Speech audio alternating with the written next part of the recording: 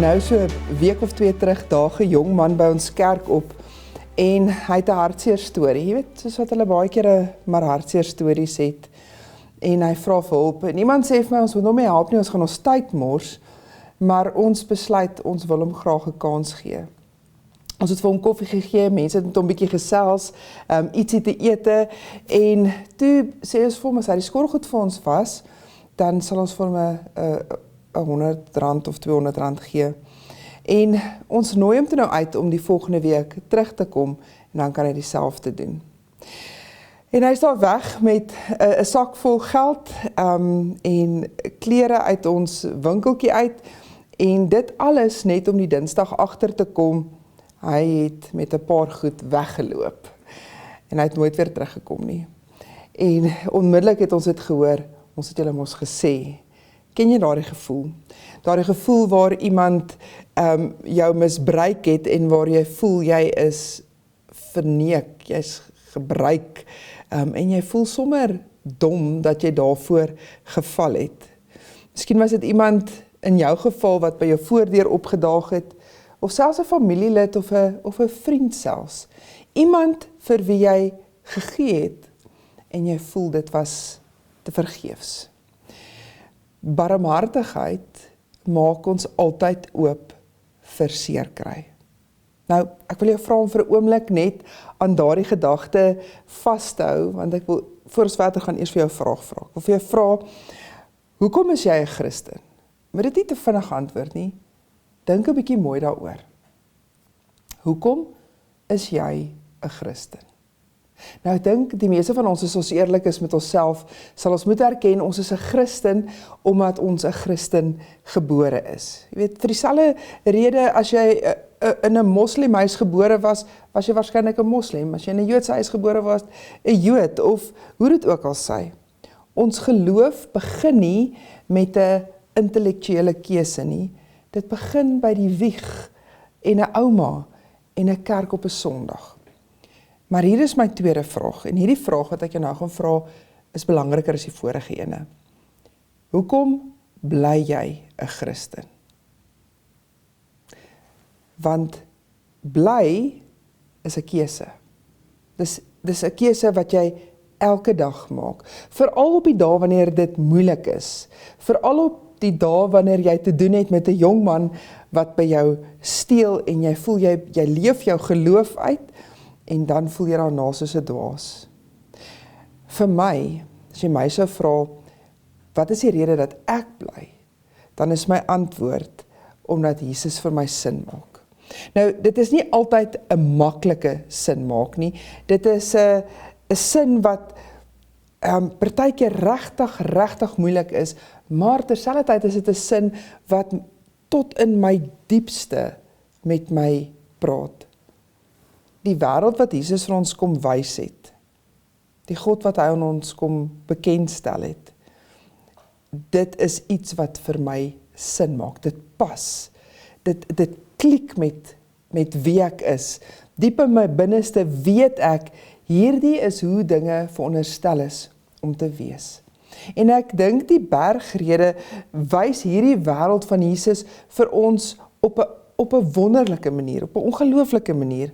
As jy wil weet hoe Jesus dink oor God, oor mense, oor hierdie wêreld waarin ons leef, en hoe ek en jy veronderstel is om te leef, dan is die bergrede die plek waar jy dit moet gaan soek. Dit is waar jy dit die mooiste sien. As jy wil weet hoe die koninkryk van God lyk, hoe mense in die koninkryk van God leef, en hoe hierdie koninkryk, die wêreld waarin ons is, kan verander, dan begin jy by hierdie gedeelte Matteus 5-7. Dit is in my opinie Jesus se universiteit, sy kweekskool. Maar Jesus se teologie is nooit los van praktyk nie. Jesus preek nie net hierdie teorieë van 'n veilige afstand af nie. Hy klim op die berg, hy gaan sit, en dan begin hy praat. Maar, en dis die belangrike gedeelte, sodra hy klaar gepraat is, klim hy van die berg af, en die eerste persoon wat hy teekom, is 'n melaatse. En wat doen Jesus? Hy raak hierdie persoon aan. Ek herinner jou, 'n melaatse was 'n onrein persoon, wat uitgestoot was. Dit was die mees onaanraakbare persoon in die eerste eeuse wêreld. En Jesus gaan staan stil by hom, en hy raak aan hom, en hy maak hom gesond. Met ander woorde, Jesus wys barmhartigheid. Hierdie is wat ek noem die teologie wat vlees geword het. Dit is so 'n mooi geleentheid om te sien wie Jesus is. En dit is die wêreld wat Jesus vir ons teken. 'n Wêreld waar jy die ander wang draai, waar jy jou vyand liefhet, waar jy gee sonder dat jou linkerhand weet wat jou regterhand doen, waar jy aan ander doen wat jy wil hê hulle moet aan jou doen. Gestel, hierdie wêreld van ons het werklik so gelyk. Wie wil nie in so 'n wêreld woon nie? Ek koop in, ek is pens en potjies daarin in, want hierdie koninkryk van Jesus maak vir my sin.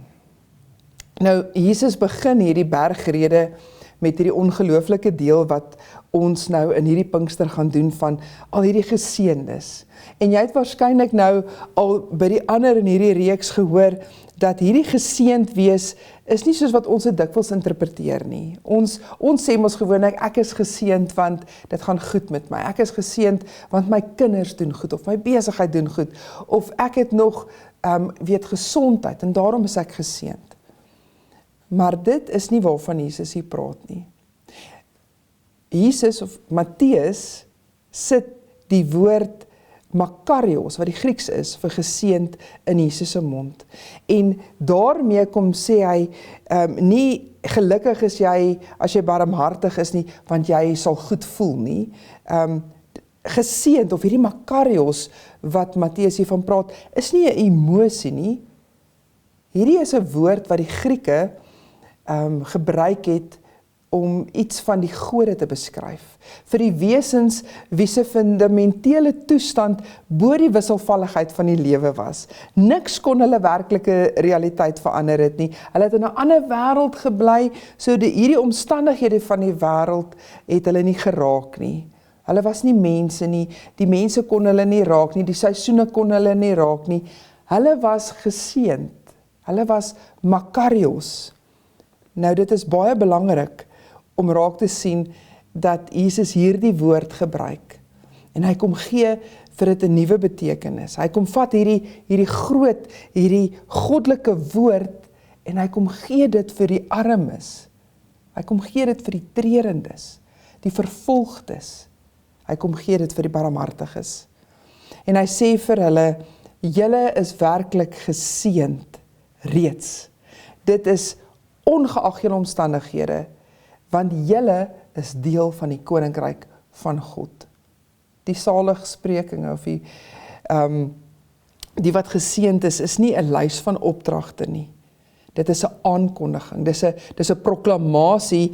N.T. Wright sê dit is die wonderlike nuus, the wonderful news. Wonderlike nuus vir barmhartiges, want aan hulle sal barmhartigheid bewys word. Nou hoor mooi, hierdie barmhartigheid is nie 'n barmhartigheid wat jy verdien nie. Jy is barmhartig omdat jy reeds aan die koninkryk behoort, waar barmhartigheid die grondtaal is. Dit is waarvoor Jesus ons ook kom oopmaak. Hy kom wys vir ons 'n werklikheid, wat nie vashou aan dit wat hier om ons gebeur nie. Dit is iets wat alles verander, dit verander die rigting. Een van my gunsteling momente in 'n film is die deel in nou gaan ek dit weer probeer uitspreek, Les Miserables, ek dink dis hoe mense dit uitspreek, hoe dit ook al is hy, waar, hierdie is die gedeelte waar Jean Valjean, ontsnappe krimineel, by die biskop aankom, en hy kom vra vir kos, en vir 'n bed vir die nag. In die nag steel Valjean die biskop se silwer, en hy vlug daarmee uit. Die polisie vang hom, bring hom terug en in teorie beteken dit dat dit is verby met hom. Maar die biskop kyk na hom en hy sê vir hom, my vriend, jy het nie die kandelare onthou nie, jy het vergeet om dit in te pak. Ek het hierdie silwer ook vir jou gegee. Die biskop weet, Valjean verdien nie genade nie. Hy verdien definitief nie nog ekstra silwer nie. Maar die biskop gee dit in elk geval. En in hierdie een oomblik, in hierdie een daad van onverdiende barmhartigheid, verander hy die koers van 'n man se lewe. Nie dadelik nie, nie netjies nie, maar daar's 'n saad wat geplant is. Ek en jy plant ook soms sade in die grond wat ons nooit self sal sien groei nie. Maar ons moet aanhou plant, want ons doen dit nie sodat ons kan beter voel nie. Ons doen dit want dit is God se manier van doen. Dit is God se koninkryk. En ek en jy het God se barmhartigheid beleef. Die Hebreëse woord vir barmhartigheid is chesed. Dit is een van die rykste, diepste, swaarste woorde in die Bybel. Chesed het eintlik nie 'n perfekte Afrikaanse vertaling nie, want chesed se oorsprong is nie in mense nie. Dis nie in mense gedrag nie. Chesed se oorsprong is van God self af. Dit is nie net 'n gewone barmhartigheid of liefdadigheidswerk nie. Chesed is 'n keuse om in 'n verbondsverhouding te bly en saam met iemand te wees, selfs wanneer jy dit nie hoef te doen nie. Hoor dit mooi.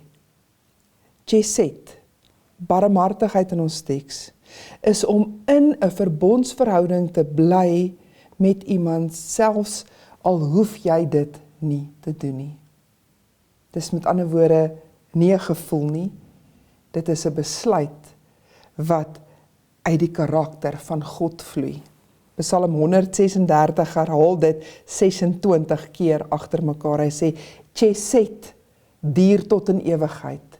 Sy chesed, sy barmhartigheid, duur tot in ewigheid. Sy chesed, duur tot in ewigheid. Dit is asof die skrywer wil sê, ek kan nie ophou om dit te sê nie, want dit is net hoe groot dit is. God het die reg gehad om weg te loop van ons af. Ons het hom verraai. Ons het gesteel. Ons was die jong man wat by die kerk was. Ons het verkeerde dinge gedoen. Maar God het gekies om te bly staan. Dit is ware barmhartigheid. Dit is chesed. En Jesus, wat self die vleesgemaakte barmhartigheid, die vleesgemaakte chesed van God is, klim van daai berg af, nadat hy hierdie mense voor hom geleer het, en hy raak 'n melaatse aan. Dit is wie God is. Maar God wys ook hiermee vir ons wie ons is. Dit is ons identiteit. Ons wys nie barmhartigheid sodat ons waardeer kan word nie. Ons wys nie barmhartigheid omdat dit ons goed laat voel nie. Ons sê gewoonlik dis beter om te gee as om te vang, maar dit gaan oor hoe dit vir ons voel. Dit is nie hoekom ons dit doen nie. Ons doen dit nie oor dat die ander persoon dit verdien nie. Ons is barmhartig omdat dit is wie ons in Christus is. Ons bewys barmhartigheid omdat ons self chesed ontvang het wat ons nooit verdien het nie. Ons is met ander woorde nie die bron nie. Ons is die kanaal en dit verander die vraag. Die vraag is nie meer, verdien hierdie persoon my barmhartigheid nie? Die vraag is, het ek barmhartigheid van God af ontvang? Het ek chesed ontvang toe ek dit nie verdien het nie? En as jou antwoord ja is, en as ons wil eerlik wees, is die antwoord vir ons almal ja, dan weet ons wat ons moet doen. Barmhartigheid wat net vloei na mense wat dit verdien as 'n beloning. Chesed is nie 'n beloning nie. Chesed is die taal van die koninkryk. Chesed vloei juis waar dit nie verdien word nie. Want dit is waar God altyd was met ons. Amen. Ek wil jou uitnooi om saam met my te bid. Here Jesus, wat 'n ongelooflike voorreg is dit om net weer eens herinner te word aan hoe lief U ons is. Here, dat U vir ons barmhartigheid bewys het. Al het ons dit nie verdien nie. Here, dat U kies om in 'n verbondsverhouding met ons te wees, Chesed. Dat U kies om daar te wees waar ons is. Here, help ons om in hierdie koninkryk van U te leef. Here, help ons om U koninkryk raak te sien en om te kies elke dag om te leef waar U wil hê ons moet leef. Here, help ons dat ons hande sal vat waar U wil hê ons hande moet vat, dat ons voete sal loop waar U wil hê ons moet gaan, Here, dat ons die nood rondom ons sal raak sien en dat ons nooit, maar ooit sal ophou om barmhartigheid uit te leef nie. Nie oor dat die ander persoon dit verdien nie, maar Here, omdat ons dit klaar by U ontvang het, omdat ons dit klaar van U af beleef het. En Here, help ons om in te koop in hierdie wêreld wat U vir ons kom wys. Dit help ons dat ons sal inkoop in die koninkryk en dat ons as gemeentes hier in Alberton voortdurend sal bly kies om in hierdie wêreld van U te leef. Ons vra dit in die naam van ons Here Jesus Christus alleen. Amen.